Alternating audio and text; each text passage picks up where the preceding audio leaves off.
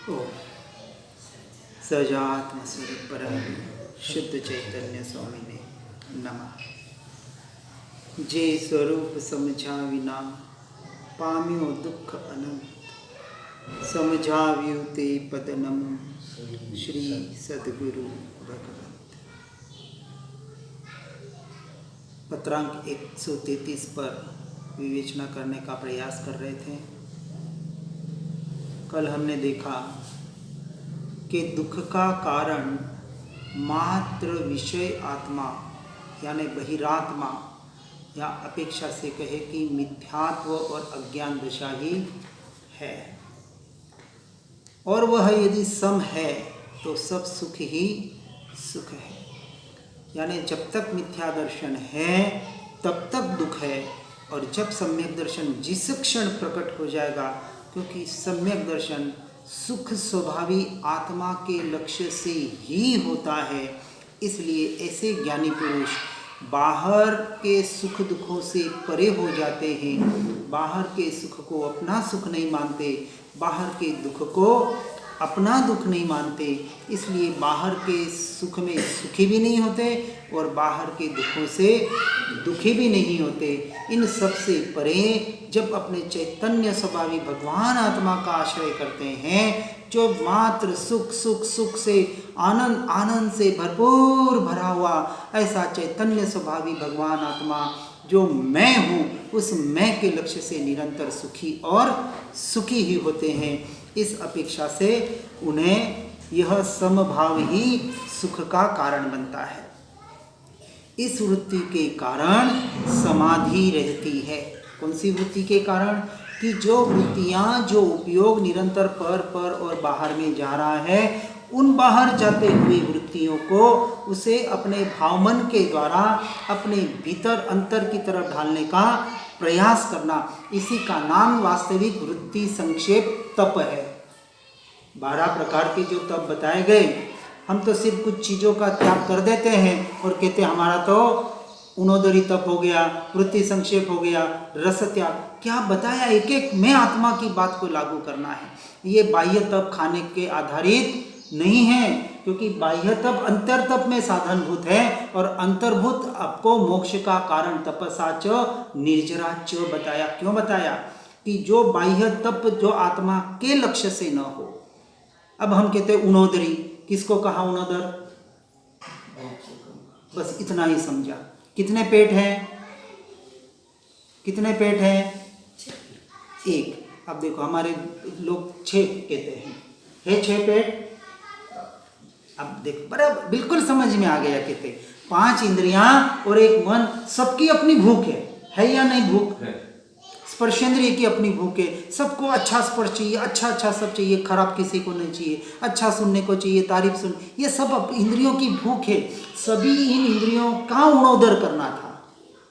हमने एक भूख कर लिया और हम कहते हम धर्मी बन गए। एक एक थोड़ा गहराई में जाना है उसी के। वृत्ति संक्षेप, अरे कुछ 10 आइटम बने, 2 आइटम का त्याग कर लिया। कितना धर्म को हमने सस्ता बना दिया और उसे हम संवर और निर्जरा मान रहे हैं। जो त्याग, जो वस्तु मेरी नहीं है, उसका त्याग करने का अधिकार किसने दिया आपको? इसलिए त्याग होना और त्याग करना, बात को समझना है। हम खाने पीने के लिए नहीं कह रहे कि कुछ भी खाओ पियो और स्वच्छंदी बन जाओ, वहां से तो बचना ही है। सदाचार में जीवन जो व्यवहार बताया जाता है वो तो करना ही है, वापस ही लगा रहा हूं, लेकिन उसे भूल के भी धर्म न माने, मोक्ष का मार्ग न माने। धर्म तो अंतर्दृष्टि ही है, एक ही धर्म। वस्तु सहावो धम्मो, वस्तु का जैसा स्वभाव है वैसा स्वीकार करना, ये धर्म। कितना सिंपल धर्म है, और उसको हमने खाली बाहर ही फैला दिया। चौथे, यदि ऐसा धर्म होता तो श्रेणिक महाराजा शाही संकेती किस आधार पर बने? यदि ये बाहर का त्याग धर्म होता तो उन्होंने एक भी सामयिक नहीं की, एक नौकारसी का पचकांड नहीं किया। हम नहीं कह रहे मत करो आपकी जो, इसलिए हम तो स्पष्ट कहते हैं आप बाहर से जो कर रहे हैं, आप जैसा कर रहे हैं आपके हिसाब से करें। हम कुछ 1% किसी का हमारा निषेध नहीं है, मात्र उसे सत्य धर्म मानकर मोक्ष का मार्ग संवर निर्जरा का कारण न माने। संवर निर्जरा का कारण तो एकमात्र आत्मानुभूति पूर्वक का आत्मस्थिरता, बस इतना ही हम कहना चाहते हैं। इस बात को इसलिए कहा, इस वृत्ति के कारण समाधि रहती है। समवत्ता आदि समाधि मरण, संथारा ले लिया और हम कहते समाधि मरण नहीं भैया, संथारा समाधि मरण नहीं है जब तक सम्यक दर्शन नहीं है, उसके बाद तो समाधि मरण ही है। फिर वो चाहे संथारा ले या न भी ले, समता भाव में रहकर मृत्यु को सहर्ष स्वीकार करना। और यहाँ समता भाव का अर्थ बाहर का नहीं, जनरली हम बाहर का देखो कितने आराम से देखो। समता भाव का मतलब समता आत्मा का स्वभाव है। किसका स्वभाव है? किसका स्वभाव है? मेरा। आत्मा भी शब्द निकालना है, हम एक एक शब्दों को निकालने का प्रयास करवाते हैं, क्योंकि आत्मा वगैरह भी ऐसा कोई मेरा आत्मा कोई पराई वस्तु लगती है। बोलते हैं ना मेरा शरीर, वैसा मेरा आत्मा। अरे नहीं, मैं आत्मा। वो आत्मा में हमें मैं मेरा पना करना है, तो मेरा आत्मा कोई पराया हो गया आत्मा। समझना एक एक शब्दों को, और शब्दों का महत्व नहीं है, आप किस भाव से उसे ग्रहण करते हैं। भावे भावना भाविये भावे दीजिए दान, भावे धर्म आराधिये भावे केवल ज्ञान। भावना का महत्व बताया है, और सबसे उत्कृष्ट भाव, सर्वोत्कृष्ट भाव यह ज्ञायक भाव।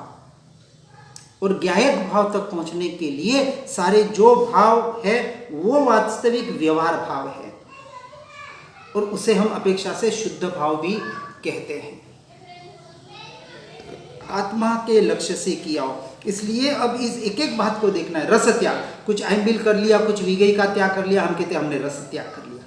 9 प्रकार के रस बताए हैं हमारे। अभी जो नई किताब निकल रही है चैतन्य प्रकाश, उसमें सारा हमने इस 9 रस का वर्णन दिया है, निश्चय से और व्यवहार से। ऐसे आपको चैतन्य जागृति की किताब मिली होगी, नहीं तो उसमें भी ये 12 प्रकार के तब तो नई किताब में लिया है, लेकिन 5 समिति, 3 गुप्ती, अष्टकर्म, अष्टांग योग, इनको सप्तव्यसन त्याग निश्चय के दृष्टि से हमने देने का प्रयास किया है। वहाँ व्यवहार का निषेध नहीं है, व्यवहार से तो पालना ही है, लेकिन उसे धर्म न माने जब तक ये निश्चय रूप परिणमित नहीं होता है। वापस व्यवहार, निश्चय, इन शब्दों में भी नहीं अटकना है। सीधी सी बात, जड़ पुद्गल के परिणमन से अपने उपयोग को हटाकर अपने उपयोग को अपनी आत्मा में स्थिर करना। हम बार बार एक ही बात कहेंगे, क्योंकि एक ही बात करनी है, 100 बात की एक बात। इसलिए सबसे पहले ये बाहर जो धर्म बुद्धि मान रखी है वहां से हटना पड़ेगा। हटने का मतलब उसमें धर्म बुद्धि को हटाना है, क्रिया छोड़ने की वापस बात नहीं करना है। कि इससे संवर और निर्जरा होगी कि हम भूखे रह जाएंगे, शरीर को कष्ट दे देंगे, कोई मंत्र जाप कर लेंगे, कोई स्मरण कर लेंगे, कोई चिंतन कर लेंगे, भक्ति, पूजा पाठ, स्वाध्याय, सत्संग, ये बाहर का काम नहीं। ये साधन हो सकते हैं, साध्य नहीं है। संवर और निर्जरा एकमात्र आत्मा का विषय है। मन वचन काया, अरे जड़ परिणमन, ये पुद्गल के परिणमन से संवर निर्जरा कैसे हो सकती है? और वचनामृत में कृपालुदेव, आप पढ़ना उसको, जो बनारसी दास जी का एक दोहा लिया है, एक द्रव्य दूसरे द्रव्य का कुछ कर नहीं सकता है। कृपालुदेव ने पत्र में पूरा अच्छा विवरण के साथ बताया है, उसको बहुत अच्छी तरह से पढ़ना।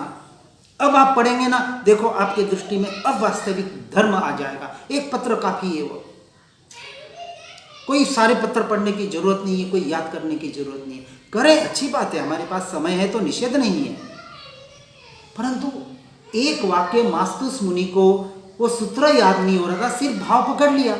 मास्तुस, उड़द भिन्न छिलका भिन्न, ये दाल आत्मा है और ये शरीर छिलका है, दोनों भिन्न है। तो इस छिलके से मुझे क्या प्रयोजन? छिलका किस लिए है? छिलका हम खाते कि फेंकते? जनरली छिलके की वैल्यू कितनी? आपको दाल 100 रुपया किलो और छिलका कितने रुपए किलो में मिल जाएगा? फ्री में भी मिल जाएगा। और फ्री में भी कोई देना चाहे, बहुत से छिलके ऐसे होते हैं, नहीं चाहिए भैया ये छिलके, अब मकई के छिलके देंगे, क्या करेंगे आप लेके? ठीक है, किसी को जलाने में काम आते हो तो सुखा, वो आगे की बात। कहने का तात्पर्य है कि जिसे महत्व देना है उसके ऊपर हम दृष्टि करने का पुरुषार्थ नहीं करते। ये वृत्तियाँ, यहाँ बहुत गहरी एक एक बात है। वृत्ति के कारण समाधि रहती है। कौन सी वृत्तियाँ? ये जो वृत्तियां जो पर द्रव्य और पर भावों में एकत्व कर रही है, ये आत्मा का पर परिणमन, ये जो पर समय में जा रही है, वहां से मुझे अपने स्व समय में लाना है। इतना ही पुरुषार्थ है, इतना पुरुषार्थ आप प्रयोगात्मक करें ना, आपको किसी की जरूरत नहीं है, प्रयोग होने चाहिए। ये सुनना पढ़ना काफी नहीं है। समझावण उपकार शो, समझे जीन स्वरूप। अरे जीन स्वरूप को समझ के, क्योंकि जीन स्वरूप को क्यों समझना है? क्योंकि जो जीन परमात्मा का स्वरूप है वही तो मेरा है, वही तो मैं हूं। तो उनके स्वरूप को समझकर मैं अपने स्वरूप को ही तो समझ रहा हूं, अपनी आत्मा के स्वरूप को। कोई उपकार नहीं कर रहे हम किसी के ऊपर। तो हमें ये बाह्य परिणमन जो भी सदैव सद्गुरु सत्शास्त्र के माध्यम से जो भी मिल रहा है, अपने लिए मिल रहा है। इन महापुरुषों ने उपकार करके ये चले गए। ऐसे वृत्ति के कारण, अंतर्वृत्ति के कारण समाधि रहती है। वो समाधि की अवस्था, आत्म जागरण, आत्म स्वरूप में प्रवृत्ति रहना, वृत्ति रहना निरंतर, यानी पर से जब तक निवृत्ति नहीं आप करोगे।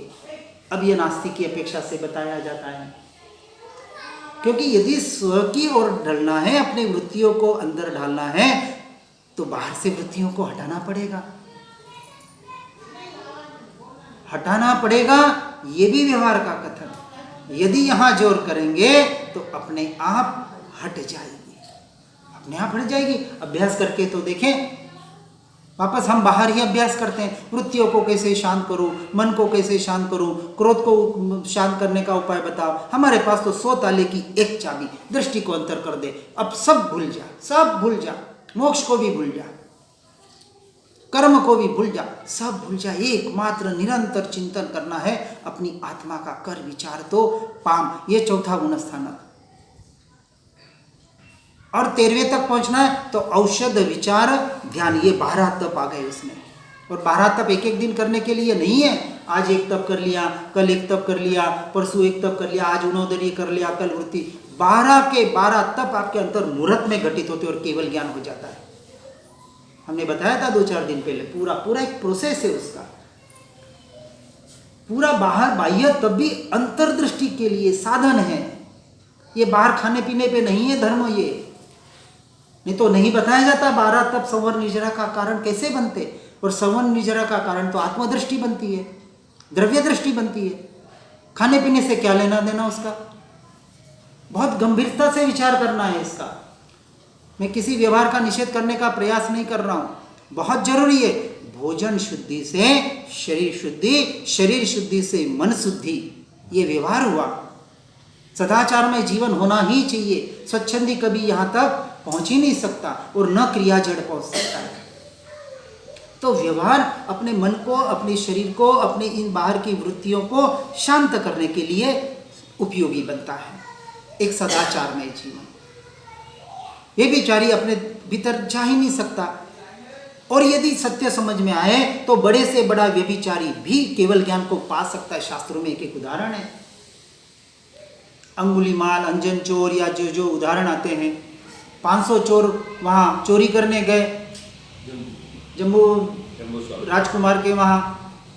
रात को शादी हुई, 8 रानियों को उपदेश दे रहे हैं। तो क्या उन 500 चोरों ने कौन सी तपस्या की थी, कौन सा धर्म सुना था? यदि धर्म सुनते तो चोरी करने ही नहीं आते। कौन से चोरी को पाप मान रहे थे? और ऐसा क्या सुन लिया एक रात में जो सुबह सीधी दीक्षा ले ली। एक दीक्षा की जगह कितनी 512 या जो कुछ भी बताते हैं, 528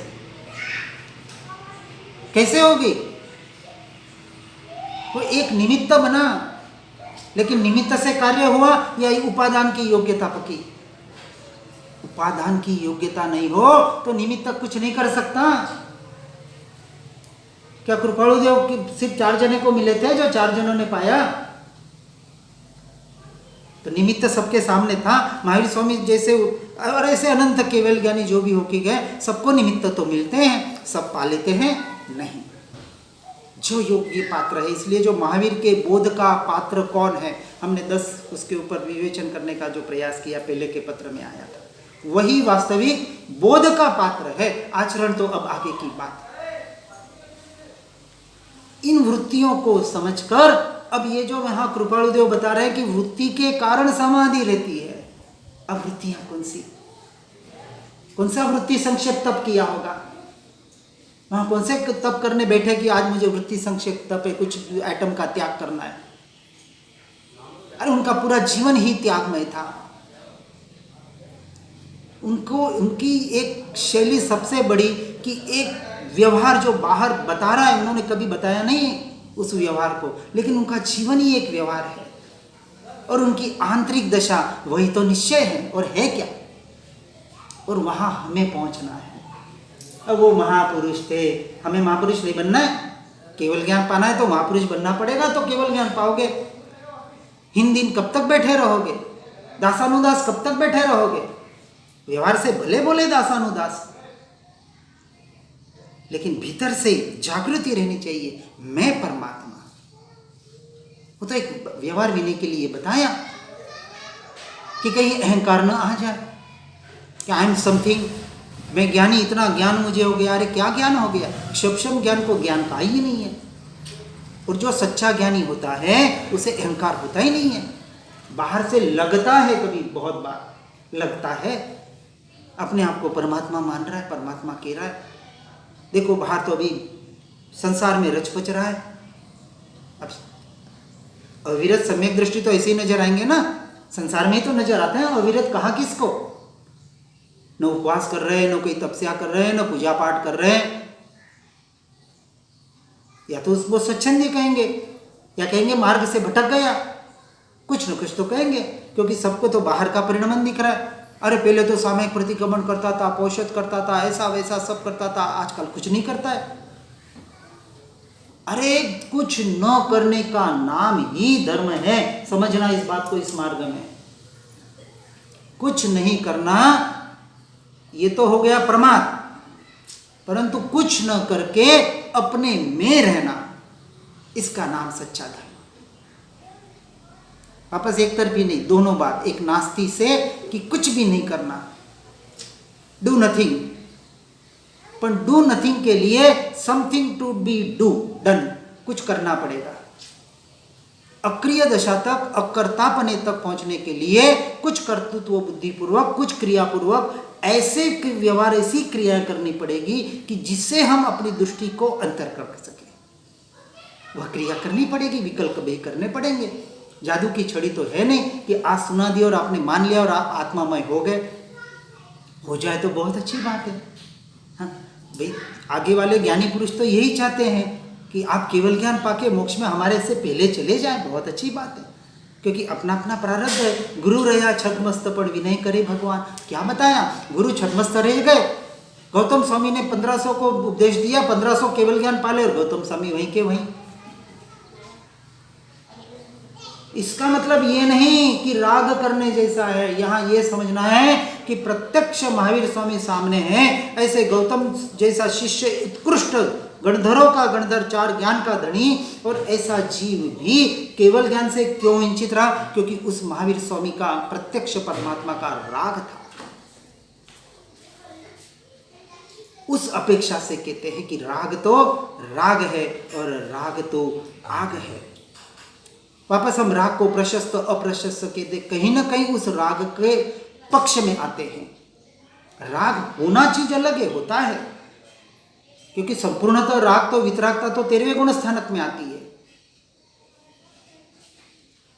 और उसके पहले राग होगा, धर्म के प्रति होगा, सद्देव के प्रति होगा, सदगुरु के प्रति होगा। राग नहीं होगा तो क्या होगा? शुभ राग आव्या वगर रहता नहीं, गुरुदेव कहते थे। अब कोई कहे में तो शुभ राग भी नहीं आते, जैसे सब जाए खाड्डे में। नहीं, ऐसा नहीं होता है।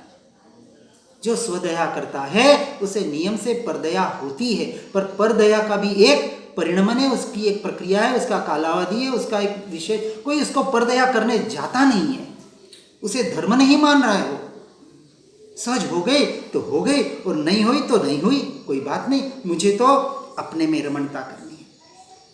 यदि ऐसे परदया करने चले जाते साधु संत, तो जंगल में तो रोज हत्याएं हो रही है। एक प्राणी दूसरे को खा रहा है, दूसरा आगे खा रहा है। पूरे जंगल के पशु पक्षी किस पे जी रहे हैं?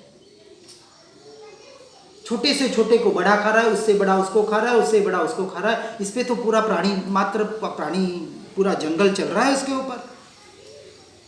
अब वो साधु संत उन सबको बचाने जाए कि अपनी साधना करें, क्योंकि सच्चे भावलिंगी मुनि तो वन विहारी ही होते हैं। जो अंतर्मुहूर्त अपने भीतर में दृष्टि करे, शुद्धोपयोग में स्थिर बने, वो श्रावकों के और दूसरों के संपर्क में आए कैसे? विकल्प भी नहीं आता उन्हें। वो तो ठीक है, देशना दे रहे हैं, कोई उपाध्याय मुनि साधुओं को समझा रहे हैं, और ऐसे कोई योग्य श्रावक आके बैठ जाए तो बैठ जाए, सुन गए तो सुन गए। श्रावकों को उपदेश देने गांव शहरों में थोड़ी जाते थे, और उसे भावलिंगी मुनि दशा नहीं कहा। प्रभावक चीज अलग है, प्रभावना होनी चाहिए, लेकिन प्रभावना पर की ये उद्देश्य लेकर यदि रहेंगे तो हम उस अवस्था तक नहीं पहुंच पाएंगे। इसलिए यहां कहा इस वृत्ति के कारण समाधि रहती है, तथापि बाहर से गृहस्थपने की प्रवृत्ति नहीं हो सकती, देह भाव दिखाना नहीं पोसाता, आत्म भाव से प्रवृत्ति करने में कितना ही अंतराय आ रहा है। अंतराय आ रहा है, संसार में है, क्योंकि संवत 1946 यानी 23-24वें साल का ये पत्र है। पूरे संसार में थे, व्यापार भी कर रहे थे, घर भी संभाल रहे थे, बच्चे भी थे, पत्नी थी, माता पिता थी, पूरा परिवार था, भाई भी थे। अब इसको इतना भीतर से खेद आ रहा है और उससे अंतराय मान रहे। ठीक है, अंतराय कर्म का उदय है, लेकिन फिर भी वहां बाहर से गृहस्थपने की प्रवृत्ति नहीं हो सकती। वहां खेद हो रहा है, ये गृहस्थपने की प्रवृत्ति क्यों करनी पड़ रही है, कहां अटकना हो रहा है। उस दशा तक हमें पहुंचना है। देह भाव दिखाना नहीं पुसाता। कितना उनके ज्योतिष था, ये था, शतावधान कर लिया था, सब कुछ कर लिया था। यदि उनको प्रसिद्धि करनी थी उस जमाने में, तो बहुत महाप्रसिद्ध पंडित ज्योतिषी जो चाहिए था, क्योंकि भीतर के परिणमन भी जानने लग गए थे, कुछ भीतर की मनस्थिति भी खुलने लग गई थी, तो ऐसे नमस्कार चमत्कार दिखाने में लग जाते तो बहुत बड़ा नाम हो सकता था, भीड़ की भीड़ लग सकती थी। लेकिन भीड़ नहीं चाहिए थी उन्हें। उन्होंने देख लिया कि ये बाहर की प्रवृत्तियां मुझे अंतर्वृत्ति में आने के लिए सबसे बड़ा अवरोध है, कि स्पीड ब्रेकर है, बैरिकेड है। इसलिए फट से वहां से हट गए, उनमें अटके नहीं। और हम तो थोड़ा सा कुछ ऐसी साधना कर लेते, ध्यान साधना और ये कर लेते हैं, कुछ थोड़ी वचन सिद्धि हो जाए, कोई मनोसिद्धि हो जाए, अपने आप को लोगों को चलो अरे लोगों को भला कर दे। अरे कौन किसका भला कर सकता है? कोई नहीं कर सकता। परमात्मा किसी का भला नहीं कर सकते। हर जीव अपना भला अपने से अपने में कर सकता है। बस इसका निर्णय करना है। मैं ही तो मेरा भला कर रहा हूं, कर सकता हूं। और आज बुरा भी जो भी हो रहा है उसका भी कारण कौन है? मैं ही तो हूं। कर्मबंध का कारण कौन? आत्मा ही तो है, मैं ही तो हूं। क्योंकि विभाव दशा में जा रहा हूं। क्यों जा रहा हूं? क्योंकि परद्रव्यों में एकत्व कर रहा हूं। ये दोष है मेरा। इस दोष को भी स्वीकार करना पड़ेगा, और स्वीकार करके उसकी निंदा करा करके उसका प्रतिक्रमण करके उसका प्रत्याख्यान करना है। किसका प्रत्याख्यान करना है? नौकारसी का नहीं, तीवार चौवियार का नहीं। किसकी निंदा कर रहा? कि मेरा उपयोग पर में गया, इसकी मैं निंदा करता हूं। ये जो कषाय रूप परिणमित हुआ, इसकी मैं निंदा करता हूं। और गुरु के सामने उस निंदा का सहर्ष स्वीकार करना, इसका नाम गर्रा कहा। निंदा गर्रा करनी है किसकी? अपनी कषायों की। बाहर के पापों की तो करते हैं, उसका निषेध नहीं कर रहे हैं। वो सिर्फ पश्चाताप है, प्रतिक्रमण नहीं है। पश्चाताप।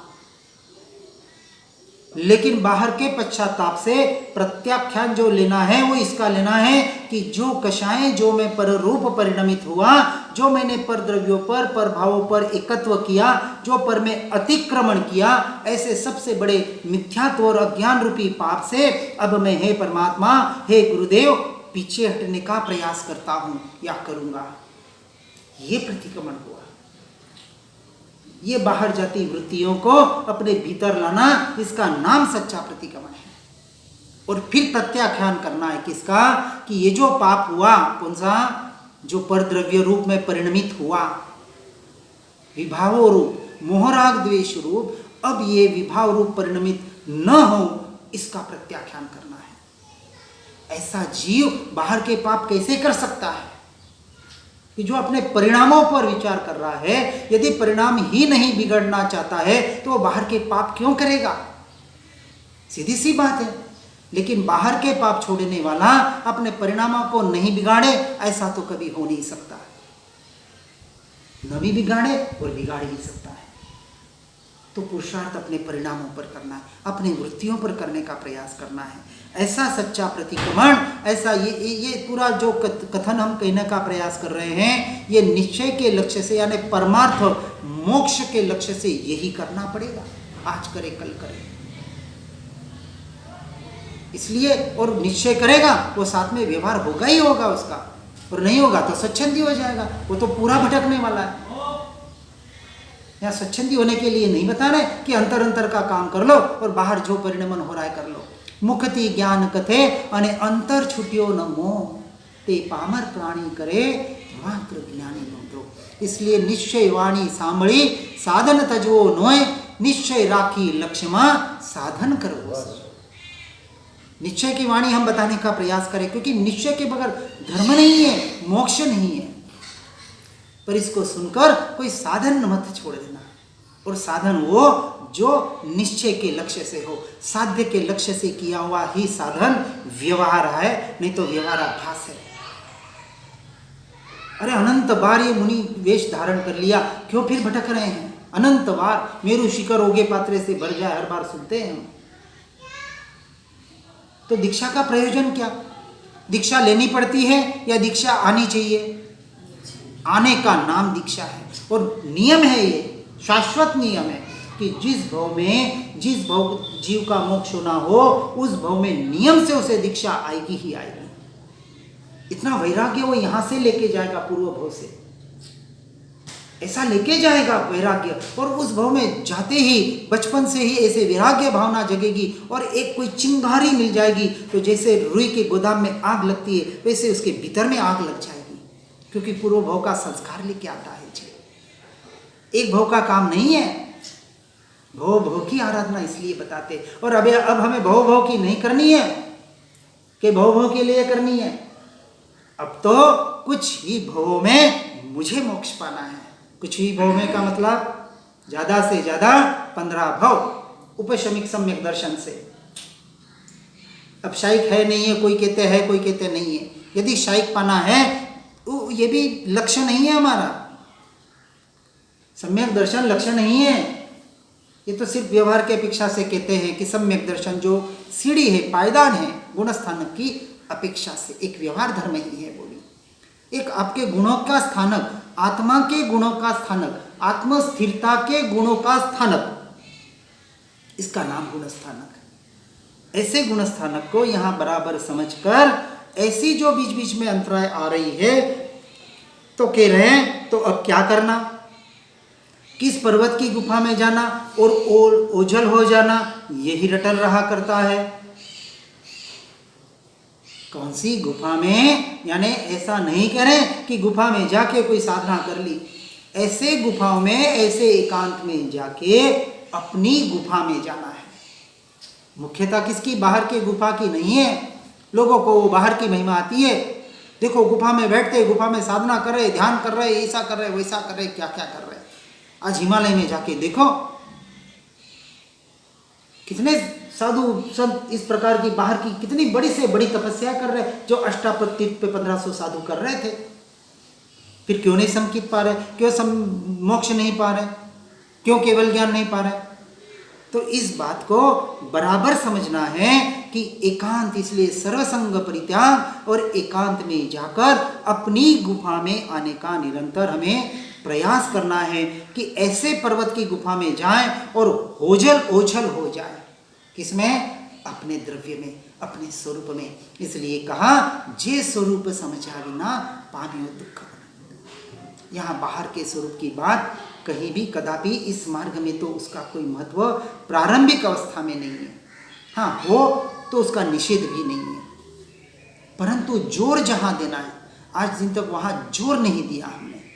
कहीं न कहीं अपनी मत परंपरा के आग्रहों में धर्म बुद्धि अभी स्थापित है, जिसे हम गृहित मिथ्यात्व कहते हैं, उसको भी जड़ मूल से निकालना पड़ेगा, जिसमें हमने धर्म स्थापित कर रखा है। धर्म तो एक ही आत्मरमणता और आत्मरमणता। इस सत्य शाश्वत धर्म को समझकर हर जीव इसमें आगे बढ़कर इसी में ही निरंतर रमणता करने का प्रयास करे, पुरुषार्थ करे। इसी भावना के साथ जिनाज्ञा विरुद्ध कुछ भी कहा हो तो मिच्छामि दुक्कडम।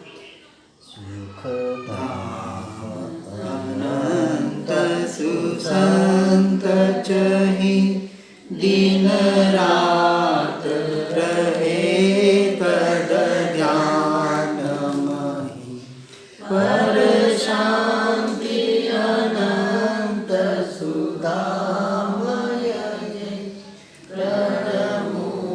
पद ते वरते जय हे ओ